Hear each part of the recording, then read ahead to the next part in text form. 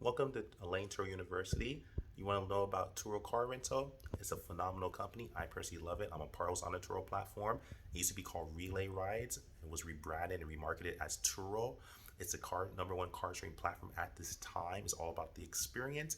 And if you want to earn money on Turo, the first thing you must do, and what I highly recommend, is go on Turo yourself as a Turo guest, a Turo renter, and look at the Turo hosts that rent their cars in your area and look at how they're taking their pictures of their car. Look at how they're writing their profile. Look at how they're writing the descriptions for each vehicle they have listed, and take notes of what you think's good and what you think's bad, and do the good.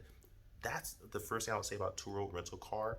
It gives you the opportunity to be able to make money if you have one car, two cars, three cars, four cars, even if you don't have a rental car license, because you're not typically renting your car, you're just sharing your car. So this is really great if you're trying to earn extra income, if you are someone who just lost your job, if you're trying to think outside the box to figure ways out. This can definitely help you to be a good side income and even a main income.